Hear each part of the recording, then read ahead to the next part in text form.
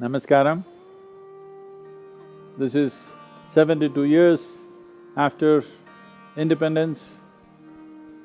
This great civilization, which went through throes of various invasions and occupations, after much struggle and sacrifice, we attained our independence 72 years ago. Many remarkable things have been done in these 72 years, but still there are many things that we need to settle in our country. Well, our space research institutes have done phenomenal work, our business institutions have done wonderful things, our education systems have grown, infrastructure has grown, Indian people have gone all over the world and achieved many things and found success in various dimensions of life. But at the same time, some of the things that are really eating into the vitals of this nation is something that every citizen in this country should take interest in and sort it out in whichever way they can. Three most important things that we need to address in the coming decade is, one thing is divisions of caste and creed, which has eaten into the vitals of this nation. This we must settle. Our identity should move beyond caste, beyond creed, beyond communities, and one single identification. It doesn't matter what we practice at home, but our identity should be with our nationhood. This is very necessary for us to move forward as a successful nation. When I say successful nation, I'm talking about those 500 million people who are youthful. We are the most youthful nation on the planet. If this youth has to find a life for themselves, make a difference for the country and make a significant mark in the well-being of the world, the most important thing is we must bind ourselves as one nation together, irrespective of our beliefs, castes and creeds and whatever else we have as smaller identities. If this one thing we do and we get our youth into a state of exuberance and focus, we can make a miracle in this country. We have a demographic dividend right now. This advantage will be there only in the next 10 to 20 years maximum. Within this 10 to 15 years, if we make this happen, that we come together as a nation without working against each other, without talking against each other, without fighting with each other, if we come together as a nation, this whole population, we will be a miraculous nation.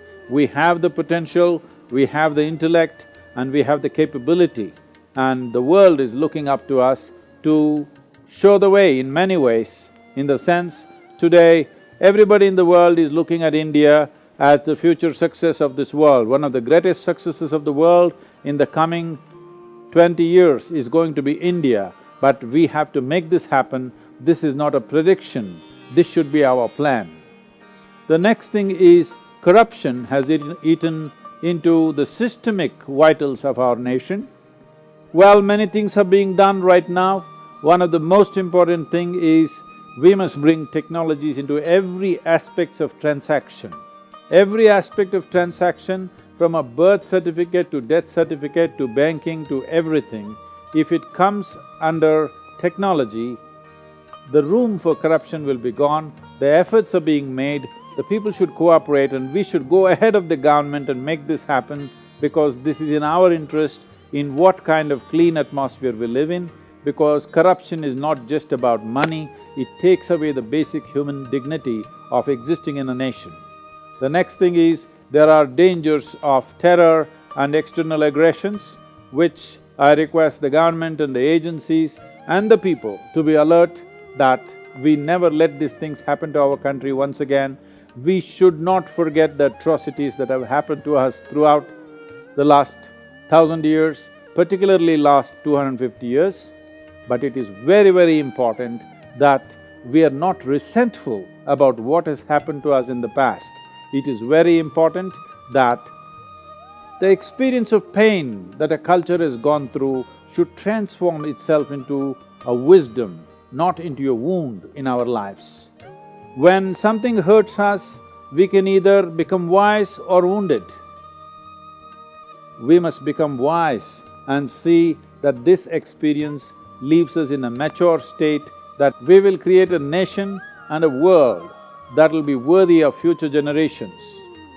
On this Independence Day, I want every one of you, every Indian citizen to take this upon ourselves, that these three evils which are eating the vitals of this nation, we will address it in whichever way we can, and we will not work against each other, we will not speak against each other, but rather speak for the country, work for the country and make this happen, because still nearly 400 million people in our country have not eaten well, they are not well nourished.